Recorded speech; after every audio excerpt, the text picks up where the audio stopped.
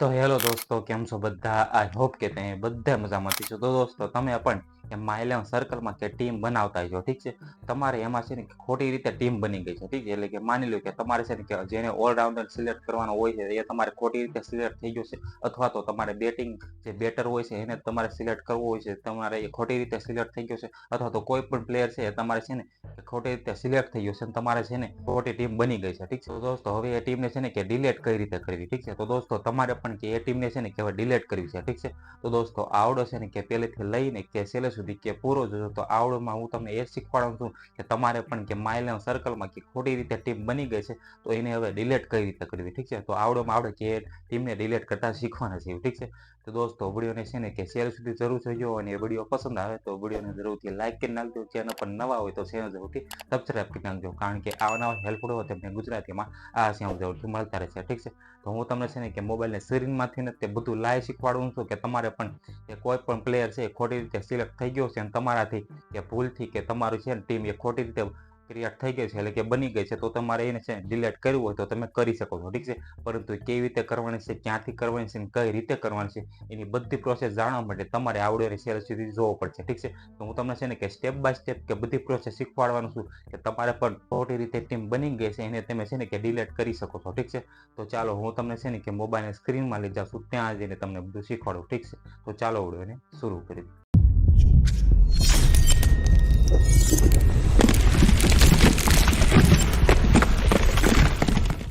તો દોસ્તો, હું આવી ગયો છું મોબાઈલની સ્ક્રીનમાં. હું તમને શીખવાડું છું કે તમારે પણ કે માઇલેવ સર્કલમાં કે ખોટી ટીમ બની ગઈ છે તો તમારે એને ડિલીટ કરવું હોય તો કઈ રીતે કરવાનું છે એ આપણે શીખવાના છીએ, ઠીક છે. તો એના માટે સિમ્પલી કે તમારે છે ને કે માઇલેવ સર્કલની એપ્લિકેશન કે ઇન્સ્ટોલ કરી લેજો, ઠીક છે. તમે ઇન્સ્ટોલ કરી લે છે તો તમારે છે ને હવે સિમ્પલી એને ઓપન કરવાની છે, ઠીક છે. તો આપણે છે ને ઓપન કરીએ છીએ, ઠીક છે. હવે આમાંથી ને તે કે તમારે કોઈ પણ પ્લેયરને ખોટી રીતે સિલેક્ટ થઈ ગયો છે અથવા તો કે ખોટી ટીમ બની ગઈ છે તો એને છે ને કે સુધારા વધાર કરીને એટલે કે ડિલીટ કરવું હોય તો તમારે કે તમે કરી શકો છો, ઠીક છે. તો એ આપણે શીખવાના છે, ઠીક છે. તો તમે જેવું એને ઓપન કરો છો તમારા સામે કંઈક આ રીતનું આખું ઇન્ટરફેસ આવશે, ઠીક છે. તમે જોઈ શકો છો કે આ બધી છે ને તમને ટીમ દેખાતી છે, ઠીક છે. તમે જોઈ શકતા હશો. તો આ બધી છે ને કે આ બધી ટીમ છે, ઠીક છે. આ બધી રમાવાની બાકી છે. હવે આમાં છે ને કે તમે કોઈ પણ એક ટીમ બનાવેલી છે, ઠીક છે. તો આપણે છે ને સૌથી પહેલાં મેં કે ટીમ નથી બનાવી, ઠીક છે. તો આપણે સૌથી પહેલાં કે ટીમ કઈ રીતે બનાવીને એ હું છે ને કે ટીમ બનાવી લઈશું, ઠીક છે. પહેલાં કોઈ પણ તો માની લો કે આમાંથી હું કોઈ પણ એક ટીમને સિલેક્ટ કરીને કે બનાવી લઉં છું, ઠીક છે. તો અપકમિંગમાં જઈને તમે જોઈ શકો છો કે આમાં દિલ્હી કેપિટલ વસે હૈદરાબાદની છે, ઠીક છે. તમે જોઈ શકો છો. તો આમાંથી હું અત્યારે છે ને કે એક્ઝામ્પલ તરીકે કે કોઈ પણ ટીમ છે ને કે બનાવી લઉં છું, ઠીક છે. તો આ ઉપરની જે પહેલી દેખાય છે ટીમ એને હું બનાવી લઉં છું. તેની ઉપર હું ક્લિક કરું છું. એની ઉપર ક્લિક કરીને કે અહીંયા ક્લિક કરીને કે 49 જે એની એન્ટ્રી ફીસ છે તે એની ઉપર હું ક્લિક કરીને કે ટીમ બનાવી લઉં છું, ઠીક છે. પહેલે તો ચાલો હું સૌથી પહેલાં છે ને ટીમ બનાવી લઉં છું.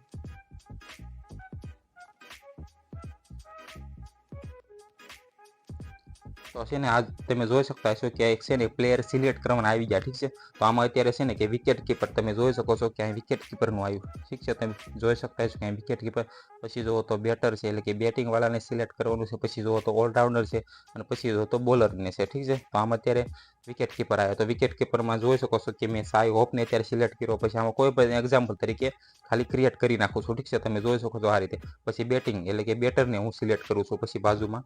તો આમાં હું છે કે અત્યારે એક્ઝામ્પલ તરીકે કોઈ પણને સિલેક્ટ કરી લઉં છું, ઠીક છે. આ રીતે પછી ઓલરાઉન્ડરમાં પણ કોઈ પણને સિલેક્ટ કરી લઉં છું, અને બોલરમાં પણ કોઈ પણને અત્યારે સિલેક્ટ કરી લઉં છું, ઠીક છે. આ રીતે કરીને હું નેક્સ્ટના બટન ઉપર ક્લિક કરીને કે ક્રિએટ ટીમ એટલે કે ટીમને બનાવી નાખું છું, ઠીક છે. તો મારાથી છે ને કે માની લો કે આપણે ભૂલથી મારા આ ટીમ બની ગઈ છે, ઠીક છે. હું અત્યારે કોઈ પણને સિલેક્ટ કરી લઉં છું, ઠીક છે. આ રીતે તમે જોઈ શકો છો.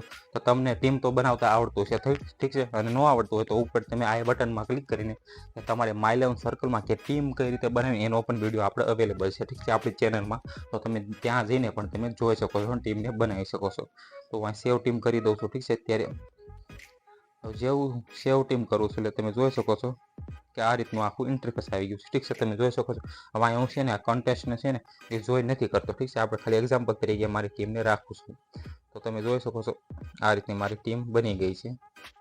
તો દોસ્તો જોશો તમે તો આ છે ને મારી ટીમ છે ને અત્યારે ક્રિએટ થઈ ગઈ છે ઠીક છે. તમે જોઈ શકો છો કે માય કોન્ટેસ્ટમાં તમે જોશો તો મારી છે ને કે ટીમ ક્રિએટ થઈ ગયેલી છે ઠીક છે. તમે જોઈ શકો છો વાને ડિલેટ કઈ રીતે કર્યું ને એ શીખવાડું ઠીક છે. તો એના માટે સિમ્પલી છે ને આપણે જોઈ શકતા છો કે આ રીતનું આખું ઇન્ટરફેસ આવે ઠીક છે આપણી સામે. તો આપણે એની ઉપર ક્લિક કરીએ છીએ ઠીક છે. હવે એની ઉપર ક્લિક કરીએ છીએ એટલે તમે જોઈ શકતા છો કે આ રીતના રેન્ક પ્રમાણે તમને છે ને કામથી મેં કે જીતી શકો છો ઠીક છે. પૈસા તમારે જોઈ શકો છો કે રેન્ક પ્રમાણે તમને આટલા પૈસા મળી શકે છે ઠીક છે. હવે ડિલીટ કરવા માટે છે ને તમે આજુબાજુમાં તમે ગમે ત્યાં ઓપ્શન જોઈશો ને તો તમને કંઈ ઓપ્શન નહીં દેખાય ઠીક છે. તમે જોઈ શકો છો ડિલીટ કરવાનું ઠીક છે.